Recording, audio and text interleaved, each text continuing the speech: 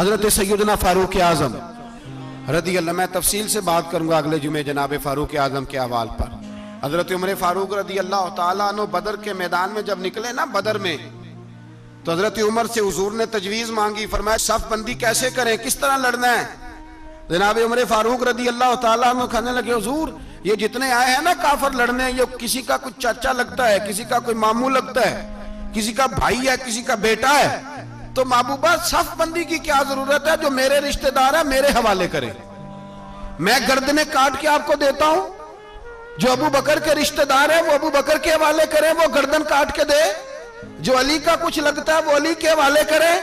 हम दुनिया को बताएंगे कि अशिद्दाउ अलल कुफ्फार, अशिद्दा अलल, उसके लिए हमारे पास सख्ती है, कोई नरमी। वो हमारा सगा भी हो तो उसके हक में कोई नरमी। हजरत उमर ने अपने सगे मामू की गर्दन काटी बदर के दिन, सगे मामू की।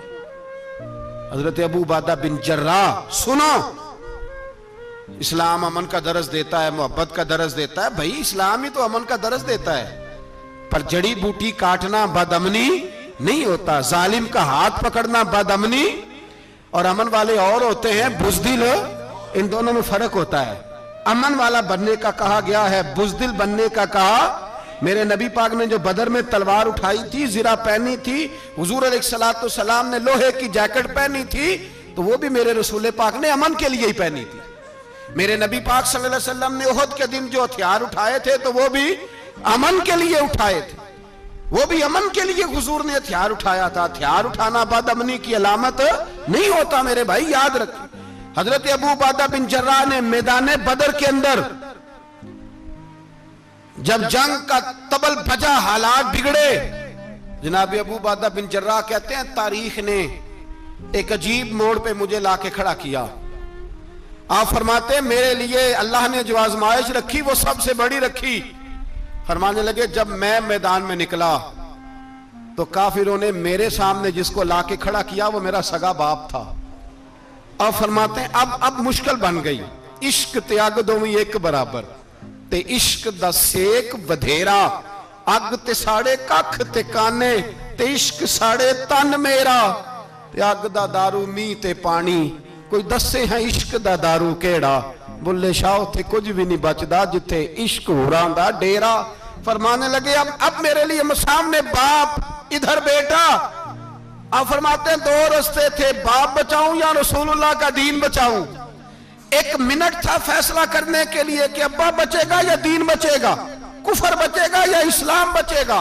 फरमाते हैं मैंने मिनट पूरा नहीं सोचा, मैंने तलवार उठाई, बाप की गर्दन काट के गिराई और रसूलुल्लाह का दीन बचा लिया।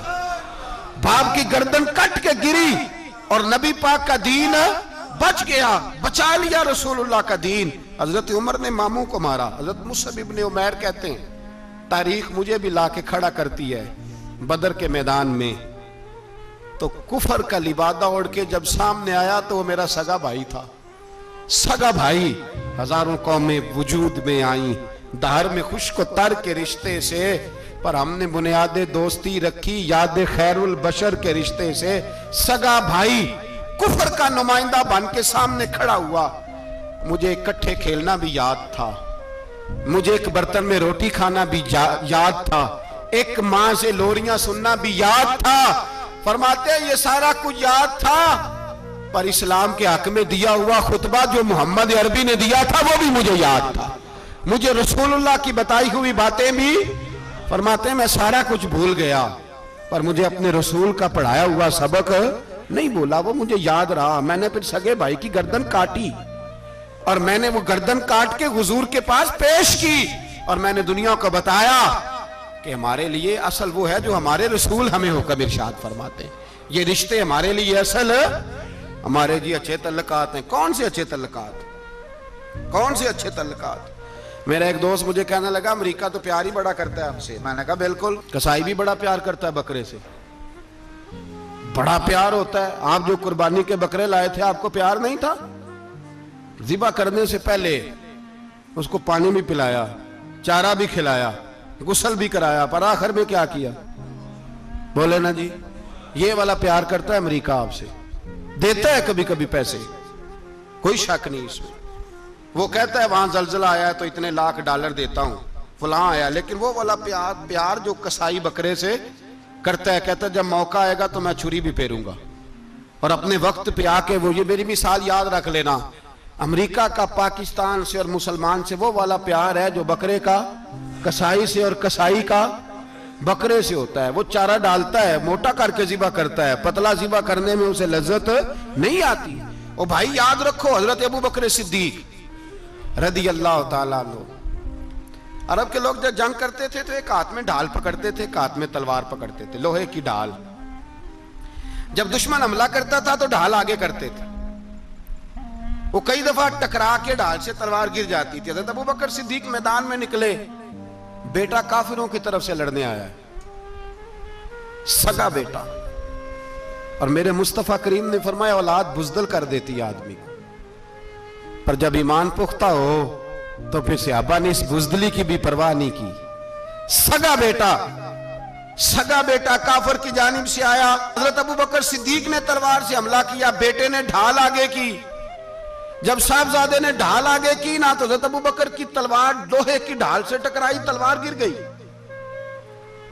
अब हज़रत अबू बकर ने हत्ते हो गए, साहबजादे ने उठाई तलवार, कहते जब मैं मारने लगा तो ख्याल आया घर तो मेरा उजड़ेगा ना, बाप तो मेरा ही है ना। साहबजादे कहते हैं मैं अबू बकर सिद्दीक को छोड़ के चला गया, बाद में मुसलमान हो गए, कलमा पढ़ लिया। एक दिन घर में बैठे थे तो बात शुरू हो गई, साहबजादे कहने लगे अब्बा जी वो याद है ना जब मेरी ढाल से आपकी तलवार टकराई थी और तलवार गिर गई थी तो मैंने आपको बाप समझ के छोड़ दिया, मेरा ही घर उजड़ना था बाप समझ के। जनाब सिद्दीक अकबर रदी अल्लाह ताला अन्हु साहिब इब्ने शाम ने लिखा है कि अपनी सुरीन पर 2 दफा हाथ मारा, 2 दफा, कहने लगे बेटे तू उस वक्त काफर था, तूने मुझे छोड़ दिया, मैं जब वापस पलटा था ना उसी दिन उसी लम्हे तो मेरे दिल में ख्याल था कि बेटे ने तो छोड़ दिया है, लेकिन अगर बेटा यूं मेरी तलवार के नीचे आता मैं बेटा समझ के माफ ना करता, कुफर का नुमाइंदा समझ के कत्ल कर देता। इसलिए कि मेरी नजर में अगर कोई अहमियत है तो रसूलुल्लाह के फरमान की अहमियत है, बाप बेटे औलाद की कोई अहमियत है। अशिद्दाउ अलल कुफार, काफर से नफरत ही नहीं होती। यहां तो मौज लग गई है एक आम नौजवान से लेके आम आदमी से वजीर आजम तक की सोच ही है कि रहायश अमेरिका में होनी चाहिए, लंदन में होना चाहिए, बस यही सोच है। अब तो अल्लाह तबारक व तआला माफ करे जिसके पास पासपोर्ट है लंदन का, यूरोप का, वो समझता पता नहीं मैं कौन सी बला हूं। छोड़ो, किस चक्कर में पड़ गए हो, किस तरफ निकल गए हो। सदर साहब अमेरिका के सदर के साथ फोटो खिंचाते हैं तो वो 2 फुट ऊंचा हो जाते हैं। अब बस करो यार, ये कमजोर लोगों की अलामत है, कमजोर लोगों की। हजरत उमर फारूक रदी अल्लाह, मुझे पलट पलट के याद आते हैं सैयदना फारूक आजम, हजरत फारूक आजम रदी अल्लाह ताला अन्हु से ईसाई बादशाह ने कहा मैं मिलना चाहता हूं।